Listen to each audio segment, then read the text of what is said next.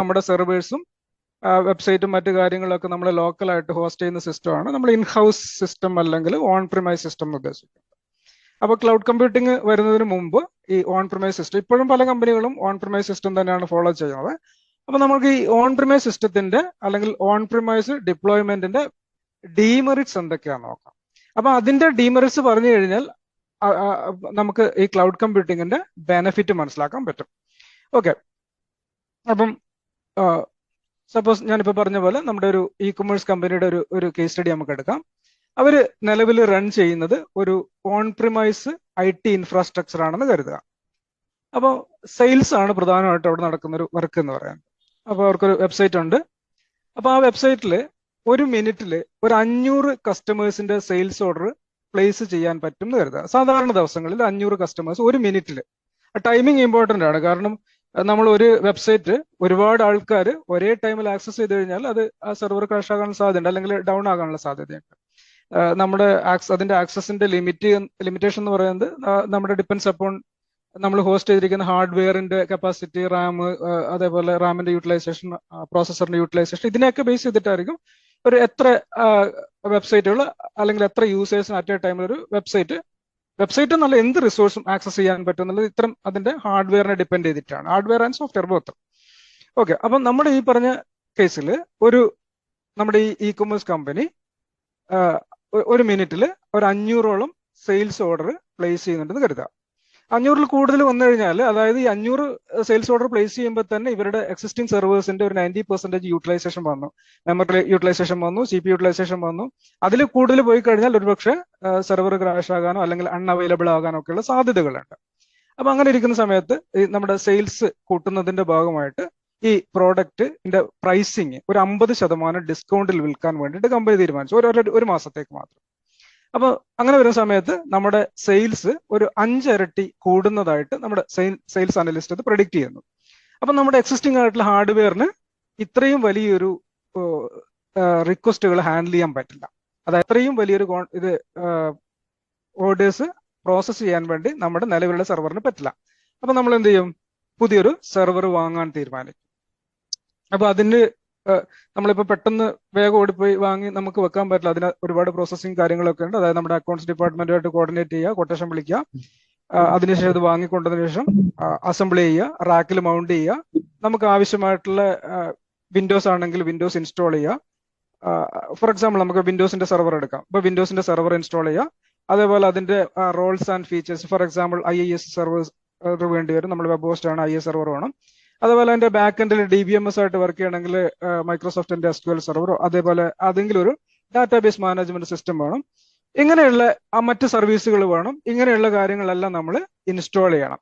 അപ്പൊ ഞാൻ പറഞ്ഞതിന്റെ ചുരുക്കം ഇത്രയേ ഉള്ളൂ. നമുക്കൊരു പുതിയൊരു സെർവർ ഇൻഹൗസ് ഡിപ്ലോയ്മെന്റ് ആയിട്ട് വാങ്ങണമെങ്കിൽ കുറച്ച് ദിവസങ്ങളുടെ വർക്ക് വേണ്ടി വരും. ഇപ്പൊ വളരെ റെയർ കേസിൽ വേണം നമുക്ക് 1-2 ദിവസം കൂടെ സെറ്റ് ചെയ്യാമെന്ന് വിചാരിച്ചോളൂ, ഫോർ എക്സാമ്പിൾ. ബട്ട് അതിനൊരു ഡിമെറിറ്റ് കൂടെ വരുന്നുണ്ട്. അപ്പം ഒന്നാമത്തെ കാര്യം എന്ന് പറയുന്നത് സമയമാണ്.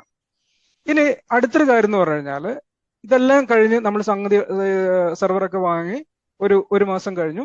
ഒരു മാസം കഴിയുന്ന സമയത്ത് നമ്മൾ ഈ ഓഫർ പിൻവലിക്കുകയാണ്. അപ്പൊ വീണ്ടും എന്ത് സംഭവിക്കും? നമ്മുടെ സെയിൽസ് പഴയതുപോലെ വെറും ഒരു മിനിറ്റിൽ 500 എന്നുള്ള ഒരു ലിമിറ്റിലേക്ക് തന്നെ തിരിച്ചു പോവുകയാണ്. അപ്പൊ നമ്മൾ ഈ വാങ്ങി വെച്ച സെർവറുകളൊക്കെ നമുക്ക് ഉപയോഗമില്ലാതെ ഐഡിലായി കിടക്കും.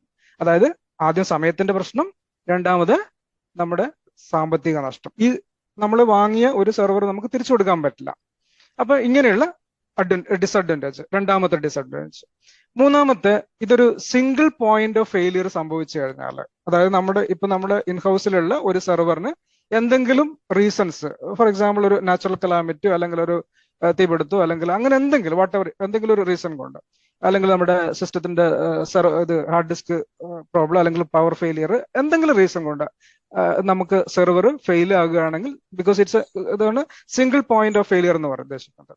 ഈ ഒരു സിംഗിൾ പോയിന്റിൽ എന്തെങ്കിലും ഫെയിലിയർ സംഭവിച്ചു കഴിഞ്ഞാൽ നമ്മുടെ വെബ്സൈറ്റ് ഇനാക്സസിബിൾ ആയി മാറും. ഓക്കെ, അപ്പോൾ ഇതിന്റെ ഇത്രയും ഡിസഡ്വാൻറ്റേജ് ഓർക്കുക. ഇതിൽ നിന്നുകൊണ്ട് നമ്മൾ ഇതിന്റെ ക്ലൗഡ് കമ്പ്യൂട്ടിങ്ങിന്റെ ബെനിഫിറ്റ്സ് എന്താണെന്ന് നോക്കാം. ക്ലൗഡ് കമ്പ്യൂട്ടിങ്ങിന്റെ ആർക്കെങ്കിലും എന്തെങ്കിലും ഡൗട്ട്സ് ഉണ്ടോ? സംസാരിക്കുന്നുണ്ടോ? ഡൗട്ട്സ് ഉണ്ടെങ്കിൽ ഓക്കെ.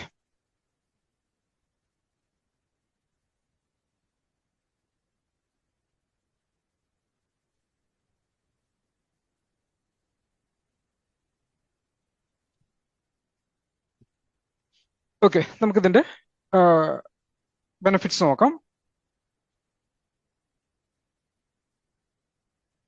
ഓൺ ഡിമാൻഡ് സർവീസ്, അതേപോലെ പേ as you go, scalability, availability. ഈ ഓരോ ടേമും എന്താണെന്ന് നമുക്ക് നോക്കാം. ഓൺ ഡിമാൻഡ് സർവീസ് എന്ന് പറഞ്ഞു കഴിഞ്ഞാൽ നമ്മളൊരു സെർവർ ആവശ്യമുണ്ടെങ്കിൽ ആ സെർവർ നമ്മൾ നമ്മുടെ ക്ലൗഡ് സർവീസ് പ്രൊവൈഡറോട് റിക്വസ്റ്റ് ചെയ്ത് കഴിഞ്ഞാൽ വിത്തിൻ 5 മിനിറ്റ്സ്, നമ്മളത് ലാബ് ചെയ്യുന്ന സമയത്ത് നിങ്ങൾക്ക് കാണാൻ പറ്റും, ഒരു വിത്തിൻ 5 മിനിറ്റ്സ് നമുക്കത് അവൈലബിൾ ആയിരിക്കും. ഇതിനാണ് നമ്മൾ ഓൺ ഡിമാൻഡ് സർവീസ് എന്ന് പറയുന്നത്. രണ്ടാമത് പേ as you go. Pay as you go എന്ന് പറഞ്ഞാൽ നമ്മൾ എത്ര, അത് മണിക്കൂറിനെ ബേസ് ചെയ്തിട്ടാണ് ഇതിന്റെ പേയ്മെന്റ് വരുന്നത്. എത്ര മണിക്കൂറാണോ നമ്മൾ ഉപയോഗിക്കുന്നത് ആ സമയത്തിന് മാത്രം അതിന്റെ കോൺഫിഗറേഷനെ ബേസ് ചെയ്തിട്ടാണ് നമ്മൾ പേയ്മെന്റ് ചെയ്യേണ്ടത്. ഒരു ഉദാഹരണം പറഞ്ഞാൽ നമുക്കൊരു വിർച്വൽ CPU അല്ലെങ്കിൽ ഒരു കോറ്, CPUന്റെ ഒരു കോറ്, 1 GB റാം, വിൻഡോസിന്റെ ഒരു 2022 സെർവർ വേണം.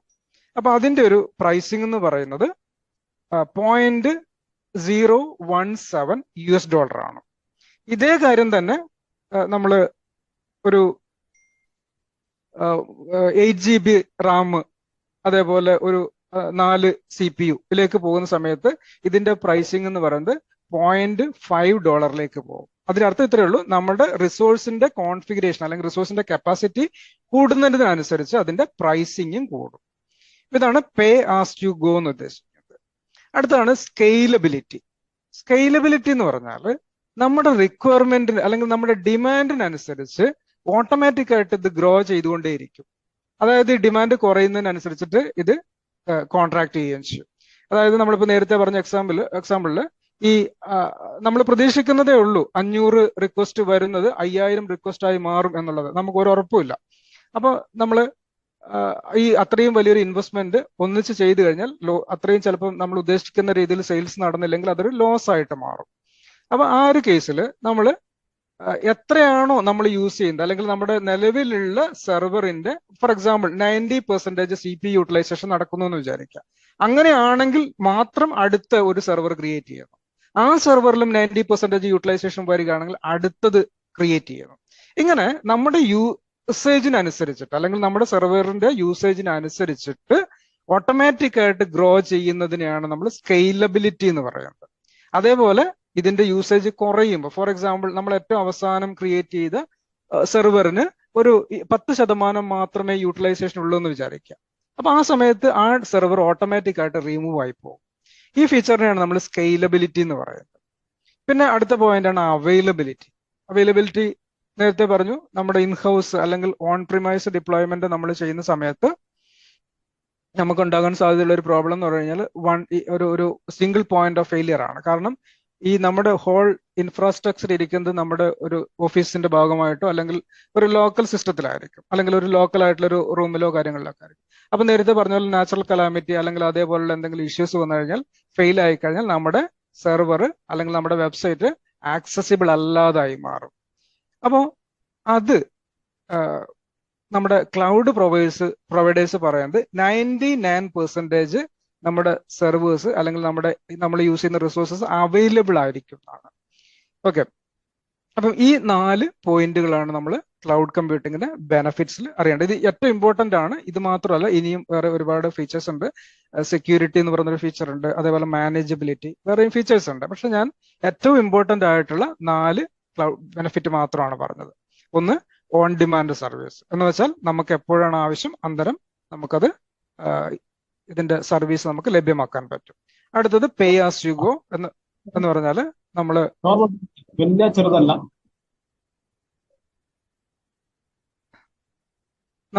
പേ ആസ് യു ഗോ എന്ന് പറഞ്ഞാൽ എത്ര റിസോഴ്സ് ആണോ നമ്മൾ ഉപയോഗിക്കുന്നത് അല്ലെങ്കിൽ എത്ര സമയമാണോ ഉപയോഗിക്കുന്നത് അതിനനുസരിച്ചിട്ടായിരിക്കും നമ്മൾ പേയ്മെന്റ് ചെയ്യുക.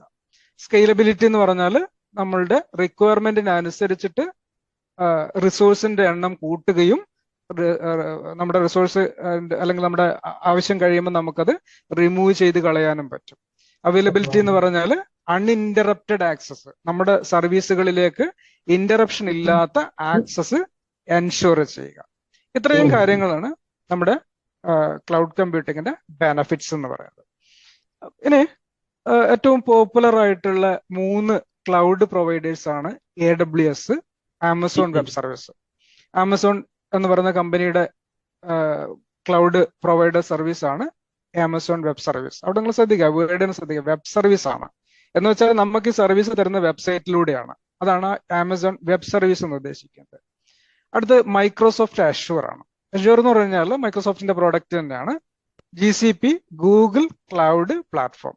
ഈ 3 പ്രൊവൈഡേഴ്സ് ആണ് മാർക്കറ്റ് ഷെയറിന്റെ 70% ക്ലൗഡ് സർവീസും പ്രൊവൈഡ് ചെയ്യുന്നത്. ഇത് കൂടാതെ അലിബാബ, HP, ഒറാക്കിൾ അങ്ങനെ മറ്റ് കുറെ ചെറിയ ചെറിയ കമ്പനികളുണ്ട്. അവരുടെയൊക്കെ ഷെയർ അറൌണ്ട് 30%. ഇതിൽ തന്നെ AWSഉം അഷ്യൂറും ആണ് മോസ്റ്റ് പോപ്പുലർ. ഓക്കെ, ഇനി നമ്മൾ AWSന്റെ ഒരു സർവീസ്, ഒരൊറ്റ ഒരു സർവീസ് ഞാൻ ഇൻട്രൊഡ്യൂസ് ചെയ്തുതരാം. Elastic compute cloud. Elastic compute cloud എന്ന് പറഞ്ഞാൽ ക്ലൗഡിൽ നമ്മൾ ക്രിയേറ്റ് ചെയ്യുന്ന ഒരു വിർച്വൽ സെർവറിനെയാണ് ഇലാസ്റ്റിക് കമ്പ്യൂട്ട് ക്ലൗഡ് എന്ന് പറയും. EC2 എന്ന് പറയും. ഈ ആദ്യം വരുന്ന ദെൻ കമ്പ്യൂട്ടിന്റെ C, ക്ലൗഡിന്റെ C, 2 C ഉള്ളത് കൊണ്ട് അതിനാണ് C2 എന്ന് പറയുന്നത്. So elastic compute cloud EC2. നമ്മൾ അതിന്റെ ആ സെർവറിനെ ക്രിയേറ്റ് ചെയ്ത് കഴിഞ്ഞാൽ നമ്മൾ അതിനെ EC2 ഇൻസ്റ്റൻസ് എന്ന് പറയും. ഓർക്കുക, ആമസോണിൽ ക്രിയേറ്റ് ചെയ്യുന്ന സെർവറിന് പറയുന്ന പേരാണ് EC2 എന്നുള്ളത്, ഇലാസ്റ്റിക് കമ്പ്യൂട്ട് ക്ലൗഡ്. അതായത് ഞാൻ നേരത്തെ പറഞ്ഞതുപോലെ ഇന്റർനെറ്റിൽ നമ്മൾ റെന്റിന് വാങ്ങുന്ന ഒരു സെർവറിനെയാണ് നമ്മൾ EC2 ഇൻസ്റ്റൻസ് എന്ന് പറയുന്നത്. ഇവിടെ നോക്കി, ഇവിടെ എവിടെയും നമ്മൾ ഡെസ്ക്ടോപ്പ് കമ്പ്യൂട്ടറിനെ കുറിച്ച് പറയുന്നില്ല, സെർവറിനെ കുറിച്ച് മാത്രമാണ് പറയുന്നത്. ഡെസ്ക്ടോപ്പ് ഇല്ല എന്നല്ല, ഡെസ്ക്ടോപ്പ് റീസെന്റ് പ്രൊവൈഡ് ചെയ്യാൻ തുടങ്ങിയിട്ടുണ്ട്, അതിന് അത്രയും യൂട്ടിലിറ്റി ഇല്ല. നമ്മൾ കൂടുതലായിട്ടും നമ്മൾ ഉപയോഗിക്കുന്നത് സെർവേഴ്സ് തന്നെയാണ്. ഡെസ്ക്ടോപ്പ് എന്ന് പറയുന്നത്, അല്ലെങ്കിൽ ഡെസ്ക്ടോപ്പ് ഒരു ക്ലയന്റ് സിസ്റ്റം ആണ്. ക്ലയന്റ് എന്ന് പറയുമ്പം ഒരു കസ്റ്റമറുടെ സൈഡിൽ വേണ്ടതാണ്. സെർവർ എന്ന് പറയുമ്പോൾ ആ സെർവർ ആണ് സർവീസ് പ്രൊവൈഡ് ചെയ്യേണ്ടത്. ഓക്കെ, അപ്പൊ നമുക്ക് ഒരു ഹാൻഡ്സ് ഓൺ സെഷനിലേക്ക് കടക്കാം. എങ്ങനെയാണ് ഒരു EC2 ഇൻസ്റ്റൻസ് ക്രിയേറ്റ് ചെയ്യുന്നത് നോക്കാം. ഓക്കെ, ഏറ്റവും ആദ്യം നമുക്ക് വേണ്ടത് AWSന്റെ, അതായത് നിങ്ങൾ ഒരു അക്കൗണ്ട് നമുക്ക് ആവശ്യമാണ്. ഇപ്പോൾ പുതിയൊരു അക്കൗണ്ട് നിങ്ങൾക്ക് അവിടെ സ്ക്രീൻ കാണാമെന്ന് പ്രതീക്ഷിക്കുന്നു. ഞാൻ കാരണം എൻ്റെ വിൻഡോ ചേഞ്ച് ചെയ്തുകൊണ്ട് മാറിയിട്ടുണ്ടോന്ന് അറിയില്ല. ഓക്കെ, സ്ക്രീൻ അവൈലബിൾ അല്ലെങ്കിൽ പറയാം. AWS സൈനപ്പ് എന്ന് ഗൂഗിളിൽ പോയിട്ട് ജസ്റ്റ് സെർച്ച് ചെയ്യുക. ഇതിൽ നിങ്ങൾക്ക് പുതിയ അക്കൗണ്ട് AWSൽ ക്രിയേറ്റ് ചെയ്യണമെങ്കിൽ sign up for a free AWS account കൊടുക്കുക. അതിനുശേഷം നിങ്ങളുടെ മെയിൽ ID കൊടുക്കുക. മെയിൽ IDയിലേക്ക് ഒരു OTP വരും. ആ OTP എൻ്റർ ചെയ്തതിന് ശേഷം അതിൽ വരുന്ന സജഷൻസ് പ്രകാരം നിങ്ങൾ കാര്യങ്ങൾ എൻ്റർ ചെയ്ത് കൊടുക്കുക. അതിൽ നിങ്ങളുടെ ഒരു ക്രെഡിറ്റ് കാർഡ് അല്ലെങ്കിൽ ഡെബിറ്റ് കാർഡിന്റെ ഡീറ്റെയിൽ എൻ്റർ ചെയ്ത് കൊടുക്കണം. പിന്നെ ശ്രദ്ധിക്കാനുള്ള കാര്യം, ഇതിലെ സർവീസുകൾ, ചില സർവീസുകൾ നിങ്ങൾക്ക് ഫ്രീ ഉണ്ട്. ഫ്രീ ടയർ മാത്രം ഉപയോഗിക്കുക, അല്ലാതെ ഉള്ള സർവീസുകൾ നിങ്ങൾ ഉപയോഗിച്ച് കഴിഞ്ഞാൽ നിങ്ങൾക്ക് പേയ്മെന്റ് വരും. പേയ്മെന്റ് നിങ്ങൾ മാനുവലായിട്ട് പേയ്മെന്റ് ചെയ്താൽ മാത്രമേ അക്കൗണ്ടിൽ നിന്ന് ക്യാഷ് പോവുള്ളൂ. അതുകൊണ്ട് നിങ്ങൾ അക്കൗണ്ട് ക്രിയേറ്റ് ചെയ്യുമ്പോൾ പേടിക്കേണ്ട ആവശ്യമില്ല. ഒന്നുകിൽ ക്രെഡിറ്റ് കാർഡ് അല്ലെങ്കിൽ ഡെബിറ്റ് കാർഡ്, 2 കാർഡുകൾ വെച്ചിട്ട് നിങ്ങൾക്ക് ചെയ്യാൻ പറ്റും. ഓക്കെ, എനിക്കിപ്പോൾ ഓൾറെഡി അക്കൗണ്ട് ഉള്ളത് കൊണ്ട് ഞാൻ AWS സൈൻ ഇൻ കൊടുക്കുകയാണ്. AWS ഓക്കെ, അതിൽ already sign in to the console ഞാൻ കൊടുക്കുന്നു.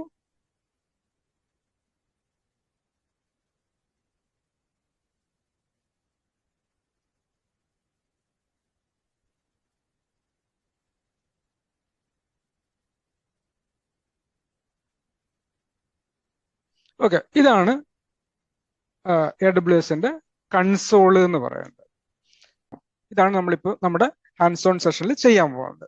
എങ്ങനെയാണ് നമുക്കൊരു സെർവർ, വിർച്വൽ സെർവർ, ഓർക്കുക EC2 എന്ന് പറഞ്ഞാൽ ഒരു വിർച്വൽ സെർവർ ആണ്. ഓക്കെ, ദെൻ ഈ ഇൻസ്റ്റൻസ് ക്ലിക്ക് ചെയ്യുക. അതിലേക്ക് വരുന്നതിന് മുമ്പ് ഈ ഇൻസ്റ്റൻസ് ടൈപ്പ് കൂടി ഒന്ന് ഫെമിലറൈസ് ചെയ്യാം. ഇതൊന്ന് ആദ്യം നോക്കാം. എന്താണ് ഈ ഇൻസ്റ്റൻസ് ടൈപ്പ് എന്നുള്ളത്? ഇവിടെ നമ്മൾ വന്നു കഴിഞ്ഞാൽ ഫസ്റ്റത്തെ എക്സാമ്പിൾ തന്നെ നമുക്ക് നോക്കാം. T2 നാനോ ഇതൊരു ഇൻസ്റ്റൻസിന്റെ പേരാണ്. ആ ഇൻസ്റ്റൻസ് ആണ് നമ്മൾ വാങ്ങാൻ പോകുന്നതെങ്കിൽ അതിൽ ഒരു വിർച്വൽ CPU ഉണ്ടാവും. അതേപോലെ അതിന്റെ 1 മണിക്കൂറിന്റെ പ്രൈസിംഗ് എന്ന് പറയുന്നത് 0.0062 ആണ്. അതേപോലെ ആദ്യത്തെ ഇത് ലിനക്സ് ആണെങ്കിൽ, ഇത് വിൻഡോസ് ആണെങ്കിൽ 0.0085 ആണ്. ഓക്കെ, ഞാൻ നേരത്തെ പറഞ്ഞ എക്സാമ്പിളിൽ നമ്മൾ ഒരു T2 മൈക്രോ, ഒരു വിർച്വൽ CPU, അതേപോലെ 1 ഗിഗ മെമ്മറിയും, അതിന്റെ പ്രൈസിങ് 0.017 ആണ്. ഇനിയിപ്പോൾ നമ്മൾ കുറച്ചും കൂടി കൂടുതൽ കോൺഫിഗറേഷൻ നമുക്ക് വേണമെന്ന് വിചാരിച്ചോളൂ. കുറച്ചും കൂടി കൂടുതലല്ല, ഏറ്റവും ലാർജസ്റ്റ് ആയിട്ടുള്ള ഒരു കോൺഫിഗറേഷൻ വരുന്നത് അതിന്റെ പേര് C5D24X ലാർജ് എന്നാണ്. അതിന്റെ കപ്പാസിറ്റി എന്ന് പറയുന്നത് നിങ്ങൾ നോക്കുക, 96 CPU ഉണ്ടാകും. അതേപോലെ 192 GB റാം ഉണ്ടാകും. അതിന്റെ പ്രൈസിങ് നിങ്ങൾ നോക്കുക. വിൻഡോസ് ആണ് നമ്മൾ എടുക്കുന്നതെങ്കിൽ $9.168 ആണ് അതിന്റെ 1 മണിക്കൂറിൽ പ്രൈസിങ് വരുന്നത്. അതേസമയം ലിനക്സ് ഉബുണ്ടു ആണെങ്കിൽ 4.752 ആണ്. ഓക്കെ, അപ്പൊ ഇങ്ങനെയാണ് നമ്മുടെ പ്രൈസിങ്. നേരത്തെ ഞാൻ പറഞ്ഞ ഫീച്ചർ ഓർക്കുക, പേ ആസ് യു ഗോ. ആ ഫീച്ചറാണ് ഞാനിപ്പം എക്സ്പ്ലെയിൻ ചെയ്തു തന്നത്. പേ ആസ് യു ഗോ, എത്രയാണോ നമ്മൾ ഉപയോഗിക്കുന്നതിനനുസരിച്ച് നമ്മൾ പ്രൈസിങ് കൊടുക്കുക, അല്ലെങ്കിൽ അതിന്റെ വില കൊടുക്കുക. ഇനി വീണ്ടും നമ്മൾ തിരിച്ച് ഈ ഇൻസ്റ്റൻസസിൽ എന്ന് പറയുന്ന ഈ ഒരു ഭാഗത്തേക്ക് പോവുകയാണ്. അവിടെ എങ്ങനെ നമുക്കൊരു ഇൻസ്റ്റൻസ് ക്രിയേറ്റ് ചെയ്യാൻ നോക്കാം. ഓക്കെ, അപ്പൊ നമുക്ക് ആദ്യം ഒരു ഇൻസ്റ്റൻസ് ക്രിയേറ്റ് ചെയ്യാൻ വേണ്ടിയിട്ട് ഫസ്റ്റ് നിങ്ങൾ ചെയ്യേണ്ടത് ലോഞ്ച് ഇൻസ്റ്റൻസ് എന്ന് ക്ലിക്ക് ചെയ്യാം. ഓക്കെ, ഇതുവരെയുള്ള സ്റ്റെപ്സ് ഞാൻ ഒന്നും കൂടി പറയാം. നമ്മൾക്ക് വേണ്ടത് EC2 ഇൻസ്റ്റൻസ് ആണ്. ഫസ്റ്റ് ഇവിടുന്ന് EC2 എന്ന് സെർച്ച് ചെയ്യുക. ഇതിനകത്ത് സർവീസസിന്റെ തൊട്ട് താഴെയായിട്ട് EC2 എന്ന് കാണിക്കും. അതിൽ ജസ്റ്റ് ക്ലിക്ക് ചെയ്യുക. സോ നിങ്ങൾക്ക് EC2ന്റെ ഡാഷ്ബോർഡ് കിട്ടും. ഈ ഡാഷ്ബോർഡിൽ നമുക്ക് പുതിയൊരു ഇൻസ്റ്റൻസ് ക്രിയേറ്റ് ചെയ്യാൻ വേണ്ടിയിട്ട് ഇവിടുന്ന് തന്നെ വേണം നിങ്ങൾക്ക് സ്റ്റാർട്ട് ചെയ്യാം. ഇവിടെയുണ്ട് ലോഞ്ച് ഇൻസ്റ്റൻസ് എന്ന് പറഞ്ഞിട്ട്. ഓക്കെ, എനിക്ക് തോന്നുന്നു ഇതായിരിക്കും നിങ്ങൾക്ക് കുറച്ചും കൂടി എളുപ്പം. ഇവിടുന്ന് തന്നെ സ്റ്റാർട്ട് ചെയ്യാം. അല്ലെങ്കിൽ ഇവിടെ ഇൻസ്റ്റൻസ് ക്ലിക്ക് ചെയ്താലും നമുക്ക് അവിടെയും ഈ ലോഞ്ച് ഇൻസ്റ്റൻസ് എന്ന് പറയുന്ന ഈ ഒരു ലിങ്ക് ഉണ്ടാകും. ഓക്കെ, അപ്പൊ അതിൽ ജസ്റ്റ് ക്ലിക്ക് ചെയ്യാം. അപ്പോൾ ഇവിടെ നമ്മൾ ഒരു 3-4 ഡീറ്റെയിൽസ് എൻ്റർ ചെയ്ത് കൊടുക്കണം. ഏറ്റവും ആദ്യം ഇതിനൊരു പേര് കൊടുക്കണം. അതായത് നമ്മുടെ സെർവറിന് നമ്മളൊരു പേര് ടൈപ്പ് ചെയ്ത് കൊടുക്കണം. അതാണ് ഒന്നാമത്തെ കാര്യം, ഒന്നാമത്തെ സ്റ്റെപ്പ്. രണ്ടാമത്തെ സ്റ്റെപ്പ് എന്ന് പറഞ്ഞാൽ ഏത് ഓപ്പറേറ്റിംഗ് സിസ്റ്റം ആണോ നമ്മൾക്ക് വേണ്ടത് ആ ഓപ്പറേറ്റിംഗ് സിസ്റ്റം സെലക്ട് ചെയ്യണം. അതായത് ഉബുണ്ടു ഉണ്ട്, വിൻഡോസ് ഉണ്ട്, റെഡ് ഹാറ്റ് ഉണ്ട്, മാക് ഉണ്ട്, ആമസോണിന്റെ ലിനക്സ് എന്ന് പറഞ്ഞ വേർഷൻ ഉണ്ട്. കൂടാതെ വേറെ ഒരുപാട് നമ്മൾ ബ്രൗസ് ചെയ്ത് കഴിഞ്ഞാൽ മറ്റ് ഓപ്പറേറ്റിംഗ് സിസ്റ്റംസ് നമുക്ക് അവൈലബിൾ ആയിരിക്കും. ഇതിൽ ഏത് ഓപ്പറേറ്റിംഗ് സിസ്റ്റം ആണോ വേണ്ടത് നമ്മൾ അത് സെലക്ട് ചെയ്യുക. ഫോർ എക്സാമ്പിൾ നമ്മൾ വിൻഡോസ് സെലക്ട് ചെയ്തു. വിൻഡോസ് സെലക്ട് ചെയ്യുമ്പോൾ അതിന്റെ തൊട്ട് താഴെയായിട്ട് അവിടെ നിങ്ങൾക്ക് കാണാം ഫ്രീ ടിയർ എലിജിബിൾ എന്ന് പറഞ്ഞിട്ട് വന്നിട്ടുണ്ടാവും. ഈ ഫ്രീ ടിയർ എലിജിബിൾ മാത്രം എടുക്കുക, അതല്ലെങ്കിൽ നമ്മൾക്ക് പേയ്മെന്റ് കൊടുക്കേണ്ടി വരും. ഫ്രീ ടിയർ എന്ന് പറഞ്ഞാൽ 750 മണിക്കൂറാണ് നമ്മൾക്ക് ഫ്രീ ആയിട്ട് അവൈലബിൾ ആകുന്നത്. അതായത് നിങ്ങളിപ്പോൾ 10 വിർച്വൽ സെർവർ ഒന്നിച്ച് ക്രിയേറ്റ് ചെയ്തിട്ട് 1 മണിക്കൂർ ഉപയോഗിച്ചാൽ, അല്ലെങ്കിൽ 1 മിനിറ്റ് ഉപയോഗിച്ചാലും 10 മണിക്കൂർ പോയി കിട്ടും. പിന്നെ അത് അവിടെ ഷട്ട് ഡൗൺ ചെയ്ത് വെച്ചാലും അത് ടൈമായിട്ട്, അല്ലെങ്കിൽ അത് നിങ്ങൾ അത്രയും യൂസേജ് ആയിട്ട് കാൽക്കുലേറ്റ് ചെയ്യും. ഞാൻ അവസാനം കാണിച്ചു തരാം ഇതെങ്ങനെയാണ് വിർച്വൽ സെർവർ നമ്മൾ ഡിലീറ്റ് ചെയ്ത് കളയേണ്ടത് എന്നുള്ളത്. അത് ഞാൻ ജസ്റ്റ് അഡ്വാൻസ് പറഞ്ഞു എന്തിനാന്ന് പറയാം, നിങ്ങൾ ഇത് യൂസ് ചെയ്യുന്നുണ്ടെങ്കിൽ നിർബന്ധമായിട്ടും ഇതിന്റെ ക്രിയേറ്റ് ചെയ്തതിന് ശേഷം ഇത് ഡിലീറ്റ് ചെയ്ത് കളയണം, അല്ലെങ്കിൽ ടെർമിനേറ്റ് ചെയ്ത് കളയണം. ഓക്കെ, അപ്പം ആദ്യം നമ്മൾ ജസ്റ്റ് ആ സ്റ്റെപ്സ് അതേപോലെ ചെയ്യാം. ഞാനൊരു പേര് കൊടുക്കുന്നു. ഇതൊരു വെബ് സെർവർ ആയതുകൊണ്ട് ഞാൻ അതിന് വെബ് സെർവർ എന്ന് കൊടുക്കുന്നു. എന്ത് വേണേലും പേര് കൊടുക്കാം നിങ്ങൾക്ക്. പേര് എന്താണ് ഇന്ന പേരെ കൊടുക്കാൻ പാടുള്ളൂ എന്ന് നിർബന്ധമൊന്നുമില്ല. ഫസ്റ്റ് വിർച്വൽ സെർവറിന് പേര് കൊടുക്കുക. രണ്ടാമത് select the operating system. Ubuntu ആണെങ്കിൽ ഉബുണ്ടു ആണെങ്കിൽ തൊട്ട് താഴെ നിങ്ങൾക്ക് ഉബുണ്ടുവിന്റെ 22, 24 വേർഷൻസ് കാണിക്കും. വിൻഡോസ് ആണെങ്കിൽ വിൻഡോസിന്റെ സെർവറിന്റെ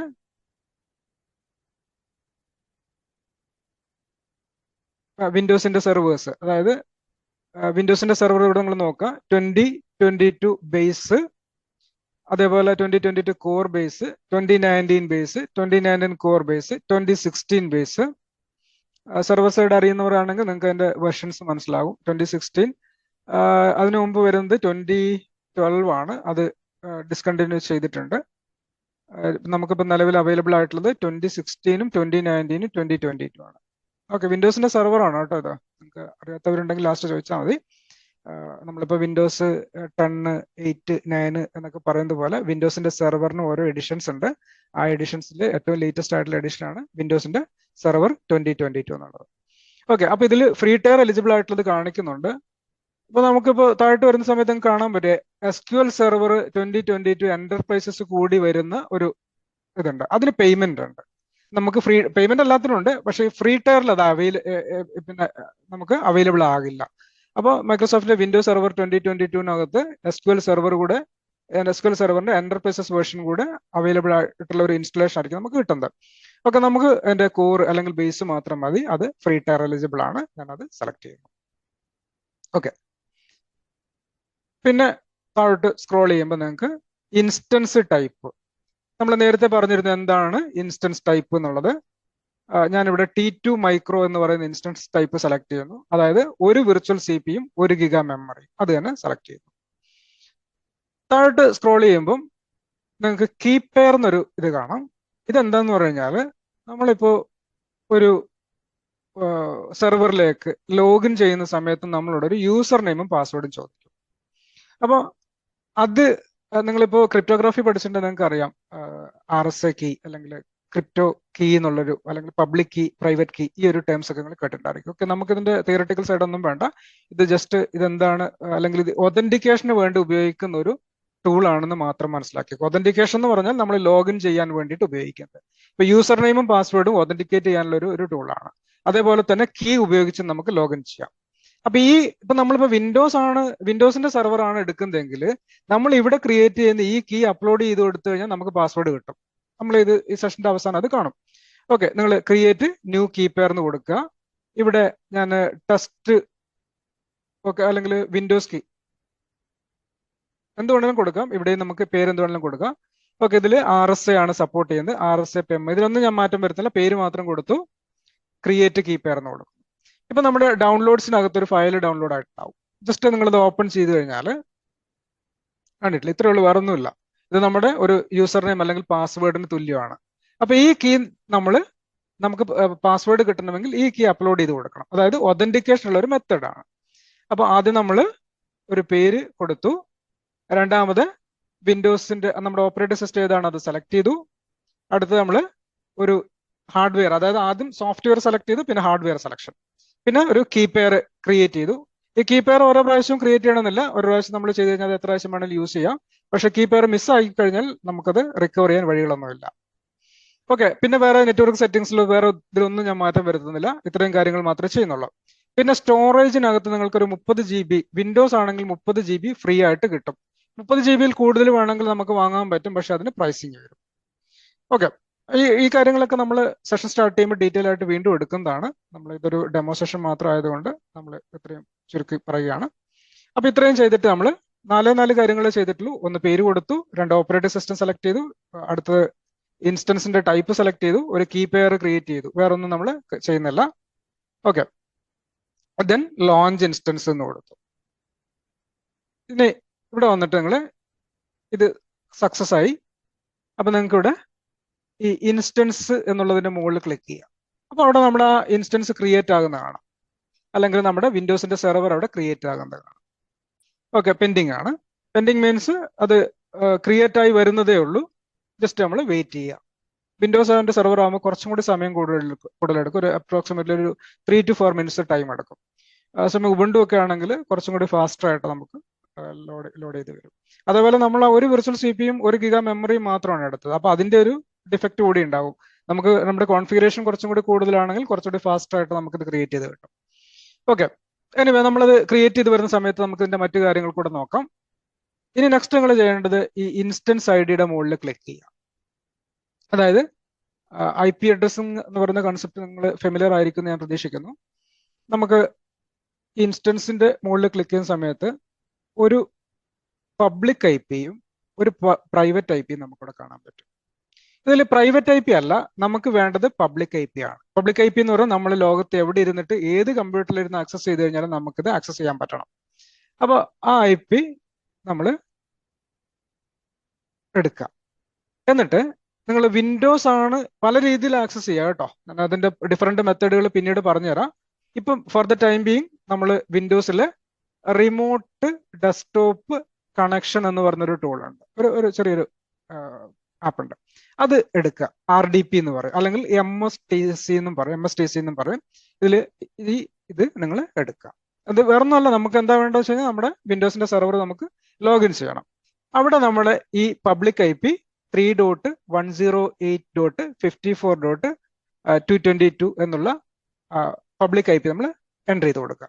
എന്നിട്ട് കണക്ട് എന്ന് കൊടുക്കുക. ഇപ്പൊ കണക്ട് എന്ന് കൊടുക്കുന്ന സമയത്ത് നമ്മളോട് ഇവിടെ യൂസർ നെയിമും പാസ്വേഡും ചോദിക്കും. നമ്മുടെ കയ്യിൽ യൂസർ നെയിം പാസ്വേഡ് ഇല്ല. അപ്പൊ അത് കിട്ടണമെങ്കിൽ നമ്മളിവിടെ കണക്ട് എന്നുള്ളതിൽ ക്ലിക്ക് ചെയ്യാം. ഇത് എല്ലാവരും കാണുന്നുണ്ടല്ലോ, കണക്ട് എന്നുള്ളത് ക്ലിക്ക് ചെയ്യാം. എന്നിട്ട് ഇനി നമുക്ക് നേരത്തെ നമ്മൾ ക്രിയേറ്റ് ചെയ്ത കീ ഫയൽ ഓർമ്മയുണ്ടല്ലോ, ആ കീ ഫയൽ നമ്മൾ അപ്ലോഡ് ചെയ്ത് കൊടുത്താൽ മാത്രമേ നമുക്ക് പാസ്വേഡ് കിട്ടുള്ളൂ. ഇവിടെ വന്നിട്ട് ഇവിടെ നമ്മൾ RDP ക്ലയന്റ് എന്നുള്ള സെലക്ട് ചെയ്യാം. RDP client in the sense remote desktop protocol client എന്നുള്ളതാണ്. ഇതിൽ താഴോട്ട് സ്ക്രോൾ ചെയ്യുക. അപ്പൊ നിങ്ങൾക്ക് ഇവിടെ അഡ്മിനിസ്ട്രേറ്റർ എന്നുള്ളതാണ് യൂസർ നെയിം എന്ന് കാണാൻ പറ്റും. ഗെറ്റ് പാസ്വേഡ്, അതായത് പാസ്വേഡ് കിട്ടണമെങ്കിൽ നമ്മുടെ കീ ഫയല്, നേരത്തെ നമ്മൾ ക്രിയേറ്റ് ചെയ്ത കീ ഫയല് അപ്ലോഡ് ചെയ്ത് കൊടുക്കണം. ജസ്റ്റ് ഗെറ്റ് പാസ്വേഡ് എന്ന് കൊടുക്കുക. ഇവിടെ അപ്ലോഡ് പ്രൈവറ്റ് കീ ഫയൽ എന്ന് കൊടുക്കുക. ഇവിടെ ഡൗൺലോഡ്സിനകത്ത് നമ്മുടെ വിൻഡോസ് key.pem അതാണ് ഞാൻ കൊടുത്തത്. ഓക്കെ, അതാണ് ഞാൻ കൊടുത്തത്. അത് സെലക്ട് ചെയ്യാം. അപ്പൊ നമുക്കിവിടെ ആ ഫയൽ ഓപ്പൺ ആയി വന്നിട്ട് കാണാൻ പറ്റും. അതായത് നമ്മുടെ യൂസർ നെയിമും പാസ്വേഡും കിട്ടണമെങ്കിൽ നമ്മൾ ഈ കീ ഫയൽ അപ്ലോഡ് ചെയ്ത് കൊടുക്കണം. ഇത് അപ്ലോഡ് ചെയ്തതിന് ശേഷം ഡിക്രിപ്റ്റ് പാസ്വേഡ് എന്ന് കൊടുക്കുക. അപ്പൊ നമുക്ക് ഇവിടെ ഒരു പാസ്വേഡ് വന്നതായിട്ട് കാണാൻ പറ്റും. ഇതാണ് പാസ്വേഡ്. ഇത് മിസ്സാകാൻ പാടില്ല. നമ്മൾ ഇത് സേഫ് പ്ലേസിൽ സേവ് ചെയ്ത് വെക്കേണ്ടതുണ്ട്. അല്ലെങ്കിൽ നമുക്ക് വേണമെങ്കിൽ പിന്നീട് പാസ്വേഡ് മാറ്റാം. ഓക്കെ, ഇവിടുന്ന് ഈ പാസ്വേഡ് ഞാൻ കോപ്പി ചെയ്യുന്നു. ഇവിടെ RDP സെഷനിൽ വന്നിട്ട് അഡ്മിനിസ്ട്രേറ്റർ എന്ന യൂസർ നെയിമും പിന്നെ പാസ്വേഡും കൊടുക്കുന്നു. ദെൻ ഓക്കെ അടിക്കുക. ഇവിടുന്ന് യെസ് കൊടുക്കുക.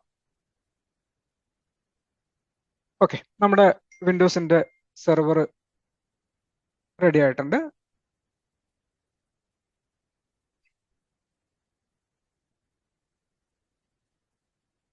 ഓക്കെ, ഇത് ഞാൻ നേരത്തെ പറഞ്ഞ പോലെ ഇത്രയും സമയം എടുക്കുന്നത് നമ്മുടെ കോൺഫിഗറേഷൻ വളരെ കുറവായതുകൊണ്ടാണ്.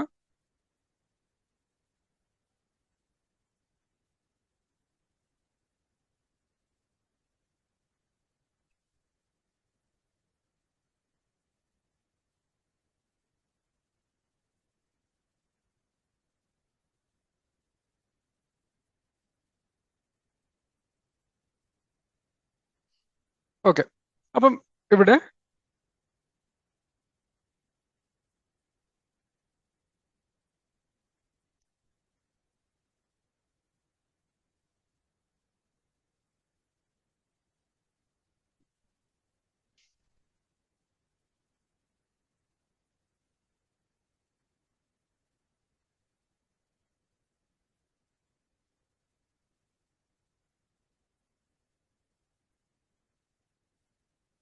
ഓക്കെ, നിങ്ങൾക്ക് ഇവിടെ സെർവർ മാനേജർ, അതേപോലെ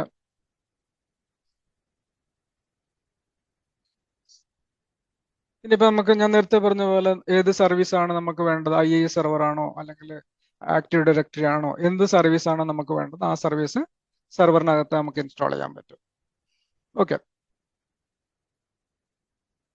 അപ്പൊ ഇതിൽ IIS വേണമെങ്കിൽ ആഡ് റോൾസ് ആൻഡ് ഫീച്ചേഴ്സിൽ പോകാൻ നമ്മൾ റോള് ആഡ് ചെയ്ത് കൊടുക്കുക. ഒരുപാട് DHCP, DNS അങ്ങനെ ഒരു സെർവറിൽ ചെയ്യാവുന്ന എല്ലാ ഫീച്ചേഴ്സും നമ്മുടെ ഈ ആഡ് റോൾസ് ആൻഡ് ഫീച്ചേഴ്സിനകത്ത് ഉണ്ടാവും. ഓക്കെ, ദാറ്റ്സ് നമ്മുടെ ഔട്ട് ഓഫ് ദ സ്കോപ്പ് ആണ്. ഓക്കെ, ഇങ്ങനെയാണ് നമ്മളൊരു സെർവർ അല്ലെങ്കിൽ EC2 ഇൻസ്റ്റൻസ് AWSൽ ക്രിയേറ്റ് ചെയ്യുന്നത്. ഓക്കെ, ഇനി ഞാനിത് ക്ലോസ് ചെയ്യാണ്. ഓക്കെ, ദെൻ നമ്മൾ തിരിച്ച് നമ്മുടെ EC2 ഇൻസ്റ്റൻസസിലേക്ക് പോയി കഴിഞ്ഞാൽ ഇവിടെ ഒരു സെർവർ റൺ ചെയ്യുന്നതായിട്ട് കാണും. അഗൈൻ ഇൻസ്റ്റൻസിന്റെ ഡാഷ്ബോർഡിൽ വന്നു കഴിഞ്ഞാൽ ഇപ്പൊ നിങ്ങൾക്ക് ജസ്റ്റ് റിഫ്രഷ് ചെയ്യാം. ഇവിടെ നേരത്തെ 0 ആയിരുന്നു, ഇപ്പോൾ ഒരു സെർവർ ഒരു ഇൻസ്റ്റൻസ് റൺ ചെയ്യുന്നതായിട്ട് കാണിക്കുന്നുണ്ട്. ഓക്കെ, അതേപോലെ കീപെയർ നേരത്തെ ഒരു കീപെയർ ഉണ്ടായിരുന്നു, ഒരു കീപെയർ കൂടി നമ്മൾ ക്രിയേറ്റ് ചെയ്തിട്ടുണ്ട്. പിന്നെ സെക്യൂരിറ്റി ഗ്രൂപ്പ് ഒക്കെ നമ്മൾ അടുത്ത ക്ലാസ് നമുക്ക് പറയാം. ഓക്കെ, അപ്പം നമുക്ക് ഇനി എന്താ വേണ്ടെന്ന് പറഞ്ഞാൽ ഈ ക്രിയേറ്റ് ചെയ്തത് ഡിലീറ്റ് ചെയ്ത് കളയണം. അപ്പം ആ ഇൻസ്റ്റൻസ് സെലക്ട് ചെയ്യുക, എന്നിട്ട് ഇത് ജസ്റ്റ് ഈ ബട്ടൺ ക്ലിക്ക് ചെയ്ത് കൊടുക്കുക. ദെൻ ഇതിന്റെ ഇൻസ്റ്റൻസ് സ്റ്റേറ്റിൽ പോകുക.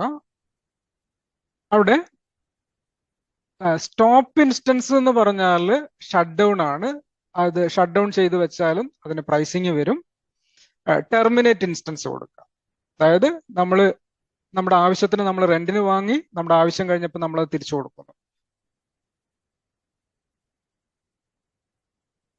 ഓക്കെ, അപ്പോൾ അത് ഷട്ടിങ് ഡൗൺ കുറച്ചു നേരം ഇതിങ്ങനെ കാണിക്കും. അത് കഴിഞ്ഞിട്ട് അത് നമുക്ക് അടുത്ത് ഒരു അരമണിക്കൂർ വരെ ഇതിങ്ങനെ കാണിക്കുന്നുണ്ടാവും ഇവിടെ ടെർമിനേറ്റിംഗ് എന്ന് പറഞ്ഞിട്ട്. അതിനുശേഷം മാത്രമേ അത് ടെർമിനേറ്റ് ചെയ്ത് പോവുള്ളൂ.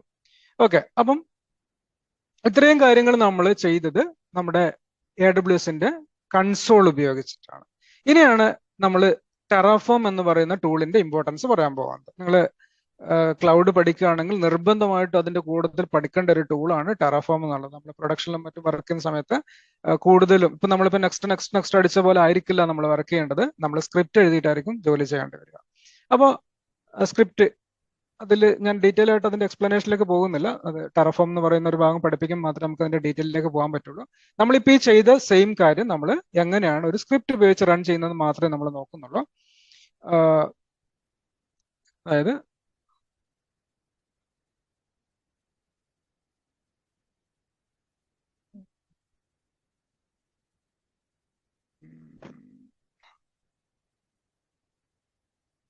ഓക്കെ, ഇതിന് നമുക്ക് ആവശ്യമായിട്ടുള്ളത് ടെറാഫോം എന്ന് പറയുന്ന ഒരു ആപ്ലിക്കേഷൻ ആണ്.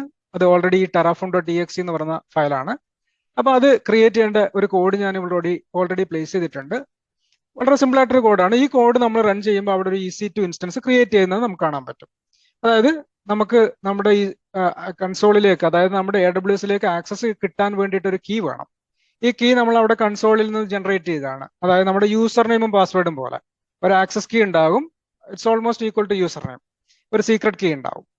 ഇത് നമ്മുടെ AWS എന്ന് പറയുന്ന പ്രൊവൈഡറിലേക്ക് എൻ്റർ ചെയ്യണമെങ്കിൽ നമുക്ക് ഈ ഒരു ഒതന്റിക്കേഷൻ മെത്തേഡ് ആവശ്യമാണ്. ഓക്കെ, പിന്നെ നമ്മുടെ ഇൻസ്റ്റൻസ് നമ്മളിപ്പോൾ കൊടുത്ത ഇൻസ്റ്റൻസ് ടൈപ്പ് T2 മൈക്രോ, അതേപോലെ ഏത് സബ്നെറ്റിലാണ് ക്രിയേറ്റ് ചെയ്യേണ്ടത്, എന്ത് AMI അതായത് ഓപ്പറേറ്റിംഗ് സിസ്റ്റം എന്താണ് വേണ്ടത്. ഇത് ഞാനിപ്പോൾ AMI ഇത് ശരിക്കും പറഞ്ഞാൽ ലിനക്സ് ആണ് കേട്ടോ, ഉബുണ്ടുവിന്റെ ഒരു സിസ്റ്റം ആണ്. ഓക്കെ, ജസ്റ്റ് അത് നമ്മൾ ഈ കാര്യങ്ങൾ കോഡ് എഴുതി വെക്കുക. അതിനുശേഷം ഞാനത് അപ്ലൈ ചെയ്യാൻ പോവുകയാണ്. ഇവിടെ നമ്മൾ ടെറാഫോമിന്റെ കമാൻഡ് പ്രോംപ്റ്റിൽ പോയിട്ട് CMD ടെറാഫോം അപ്ലൈ എന്നുള്ള കമാൻഡ് കൊടുക്കും.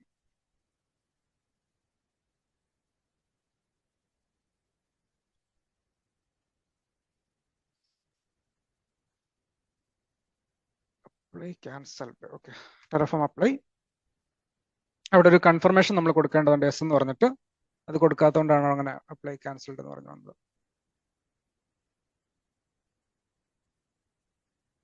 ഓക്കെ, ഇവിടെ എസ് എന്ന് കൊടുത്ത് കൺഫർമേഷൻ കൊടുക്കാം. ഇപ്പൊ നോക്കിക്കോളൂ, നമ്മുടെ AWSൽ ഒന്ന് റിഫ്രഷ് ചെയ്യുക. ഇവിടെ ഒരു ഇൻസ്റ്റൻസ് പുതിയതായിട്ട് ക്രിയേറ്റ് ചെയ്യുന്നത് കാണാൻ പറ്റും. കണ്ടോ, പെൻഡിങ് എന്ന് പറഞ്ഞിട്ട് ഇവിടെ ഒരു ഇൻസ്റ്റൻസ് ക്രിയേറ്റ് ചെയ്യുന്നുണ്ടാവും.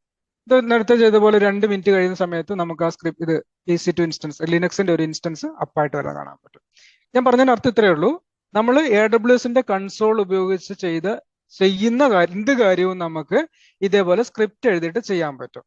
അപ്പോൾ നമ്മളൊരു പ്രൊഡക്ഷനിൽ വർക്ക് ചെയ്യുന്ന കൂടുതൽ ഇതേപോലെ സ്ക്രിപ്റ്റിംഗ് ആയിരിക്കും. ഇതിൽ എഡിറ്റ് ചെയ്തിട്ട് ഒക്കെ നമുക്ക് അതിൽ മാറ്റങ്ങൾ വരുത്തിയിട്ട് ആ സ്ക്രിപ്റ്റ് റീറൺ ചെയ്യാൻ പറ്റും. അതായത് റീയൂസബിലിറ്റി എന്ന് പറയുന്ന ഫീച്ചർ ടെറാഫോമിനുണ്ട്. ഓക്കെ, അപ്പൊ ടെറാഫോം എന്നുള്ളതൊരു ക്ലൗഡ് പ്രൊവിഷനിങ് അല്ലെങ്കിൽ ക്ലൗഡ് ഓട്ടോമാറ്റ് ചെയ്യാനുള്ള ഒരു ടൂളാണ് ടെറാഫോം എന്നുള്ളത്. സോ നിങ്ങൾക്ക് ഇവിടെ EC2 ഇൻസ്റ്റൻസ് റൺ ചെയ്യുന്നത് കാണാൻ പറ്റും, ഇനീഷ്യലൈസ്. ഓക്കെ, അപ്പം നേരത്തെ നമ്മൾ ചെയ്തത് ലോഞ്ച് ഇൻസ്റ്റൻസ് എന്ന് പറയുന്ന ഈ ഒരു ടൂൾ ഉപയോഗിച്ചിട്ടാണ്. രണ്ടാമത് നമ്മൾ ചെയ്തത് ടെറഫോമിന്റെ കോഡിംഗ് ഉപയോഗിച്ചിട്ടാണ്. ഓക്കെ, ഇതുകൂടി ഞാൻ ഡിലീറ്റ് ചെയ്ത് കളയാണ്. ടെർമിനേറ്റ് ഇൻസ്റ്റൻസ് എന്ന് കൊടുക്കുക, ടെർമിനേറ്റ് കൊടുക്കുക. ഓക്കെ,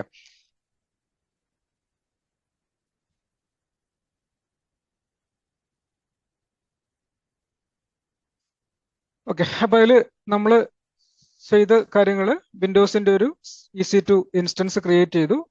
അതിന്റെ സ്റ്റെപ്സ് എന്ന് പറയുന്നത് ആദ്യം ലോഞ്ച് ഇൻസ്റ്റൻസ് ക്ലിക്ക് ചെയ്തു, ദെൻ ഒരു പേര് കൊടുത്തു, ദെൻ ഓപ്പറേറ്റിംഗ് സിസ്റ്റം സെലക്ട് ചെയ്തു, പിന്നീട് നമ്മൾ അതിന്റെ ഹാർഡ്വെയർ സെലക്ട് ചെയ്തു, ഒരു കീ പെയർ ക്രിയേറ്റ് ചെയ്തു. ഇങ്ങനെ 5 സ്റ്റെപ്സ് കൊടുത്തിട്ട് അടുത്ത് ക്രിയേറ്റ് അല്ലെങ്കിൽ ലോഞ്ച് ഇൻസ്റ്റൻസ് എന്ന് കൊടുത്തപ്പോൾ നമുക്കവിടെ ഒരു EC2 ഇൻസ്റ്റൻസ് ക്രിയേറ്റ് ആയി വന്നു.